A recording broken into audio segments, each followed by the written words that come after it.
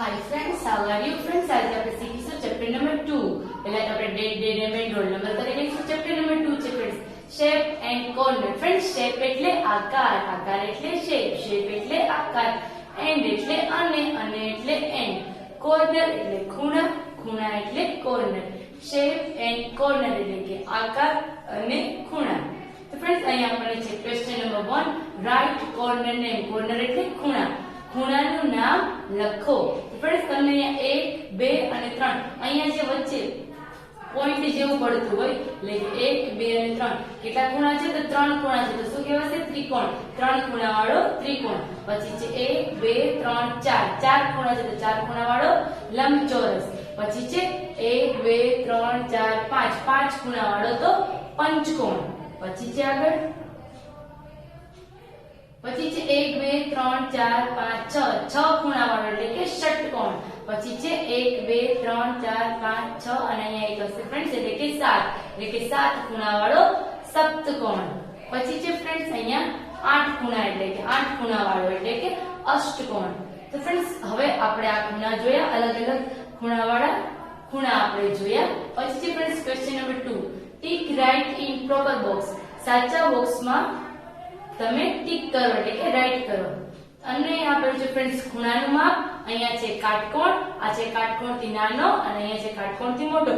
Friends, આપણને ખબર કઈ રીતે પડે કે કાટકોણ છે કાટકોણથી નાનો છે કે કાટકોણથી મોટો છે? તો ફ્રેન્ડ્સ, કાટકોણ તો એક જ છે. તો આપણે આની મદદથી જોઈ લઈશું ફ્રેન્ડ્સ. આપણે ફ્રેન્ડ્સ, કાટકોણ તો એક જ હોય છે. કયો છે? આ જે 90 અંશનો ખૂણો છે તે એક જ કાટકોણ છે. એટલે કે આ જે 90 અંશનો ખૂણો છે એ જ પ્રોપર કાટકોણ ખૂણો છે. તો આ કયો છે? 90 અંશનો ખૂણો છે. ફ્રેન્ડ્સ, આ 90 અંશનો છે. હવે આપણને શું કીધું છે? તો કાટકોણથી નાનો કયો હોય? ફ્રેન્ડ્સ, તમે આમાં જોયું કે આમાં 90 અંશનો ખૂણો કયો છે? હા, આપણને અહીંયા જે વચ્ચે 90 આપેલા છે ને એટલે કે તે 90 અંશનો ખૂણો એટલે કે કાટકોણ ખૂણો. અને નાનો ખૂણો એટલે કે એની આ બાજુ આવે, આ બાજુ આવે એટલે કે નાનો. શેનાથી નાનો? તો કે કાટકોણથી નાનો. કાટકોણથી નાનો આ બાજુ હોય અને જો ફ્રેન્ડ્સ આ બાજુ જાય તો કાટકોણથી મોટો. આ બાજુ જાય તો કાટકોણથી મોટો, આ બાજુ જાય તો કાટકોણથી નાનો. 90 અંશની આ બાજુ આવે તો કાટકોણથી નાનો અને આ બાજુ જાય તો કાટકોણથી મોટો. તો આપણે જોઈશું ફ્રેન્ડ્સ કયો ખૂણો કાટકોણ છે અને કયો ખૂણો કાટકોણ નથી. એટલે કે કાટકોણ ખૂણો તો એક જ છે 90 અંશનો.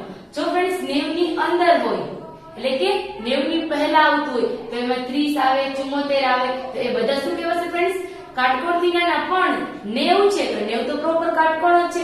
પણ જો 90 થી મોટા એટલે કે 90 થી આપણને 95 કહેવામાં આવશે તો શું થઈ જશે? તે કાટકોણથી મોટો. આપણે તમને ફ્રેન્ડ્સ અહીંયા શું કીધું છે? પહેલા 30 અંશ. કેટલાનું કીધું છે? ખૂણાનું માપ કેટલું કીધું છે?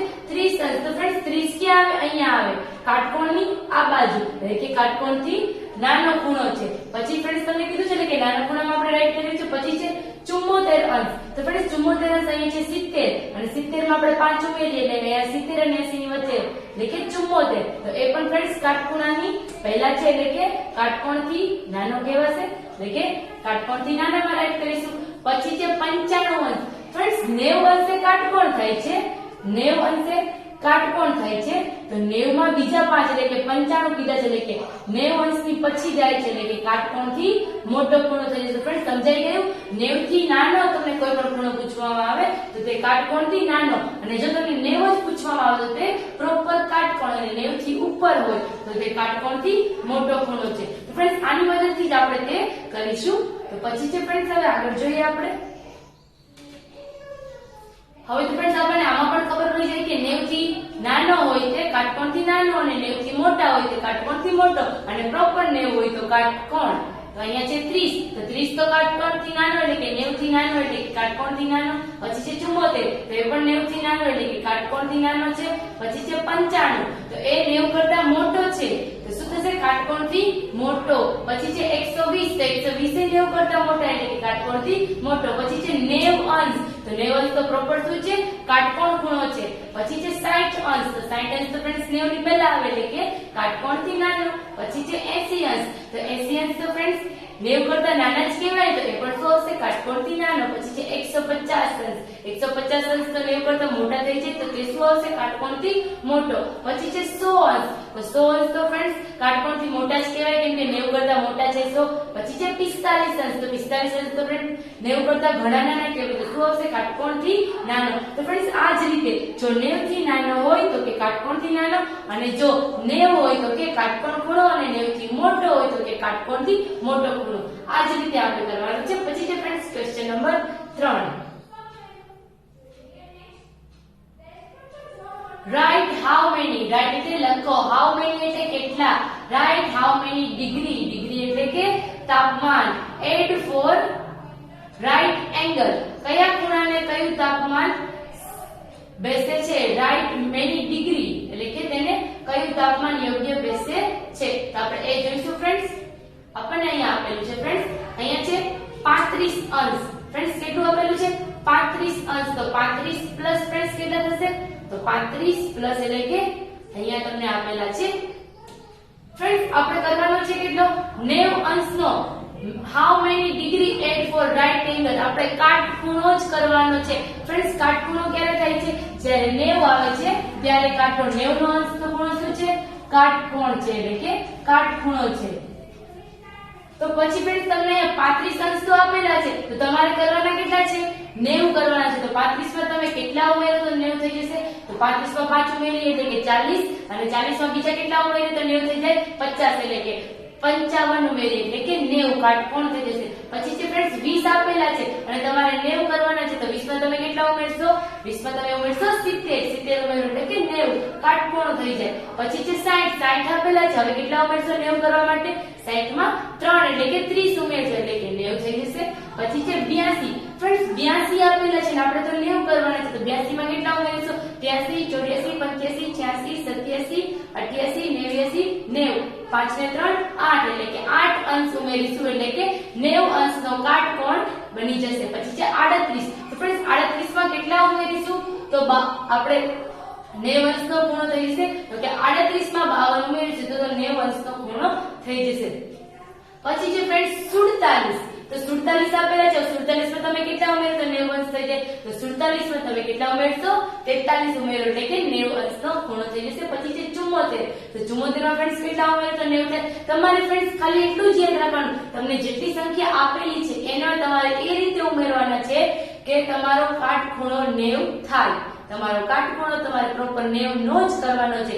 તમને જે રકમ આપેલી છે એમાં તમારે કેટલા ઉમેરવા પડે છે 90 કરતા એ જ ખાસ જોવાનું છે. તો 74 માં ફ્રેન્ડ્સ 90 કરવા માટે કેટલા ઉમેરવા પડશે તો કે 16. પછી છે 53, 53 માં 90 ઉમેરવા માટે કેટલા ઉમેરવા પડશે 37. પછી છે 85, 85 માં 90 ઉમેરવા માટે 86, 87, 88, 89, એટલે કે 5 અંશ ઉમેરવા પડશે. તો ફ્રેન્ડ્સ કેટલું ઈઝી છે, 90 અંશનો ખૂણો જ કરવાનો છે. પછી છે question number 4, do as not.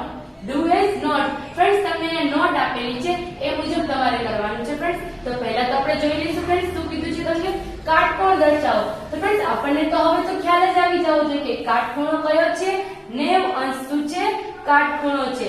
90 અંશ શું છે, કાટખૂણો છે. આપણને શું કીધું છે, કાટકોણ દર્શાવો. તો આપણે શેની મદદથી દર્શાવીશું, કાટકોણની મદદથી જ આપણે કાટકોણ આપણે કયો દર્શાવવાનો છે 90 અંશનો. એટલે ફ્રેન્ડ્સ અહીંયા તો પહેલા તેનું બિંદુ અને 90 અંશનો આપણે શું દર્શાવવાનો છે, કાટકોણ. એટલે કે અહીંયા 90, અહીંયાથી 10, 20, 30, 40, 50, 60, 70, 80, 90 એટલે કે અહીંયા થશે 90 અંશ. આપણે અહીંયા કરી લઈશું લાઈન.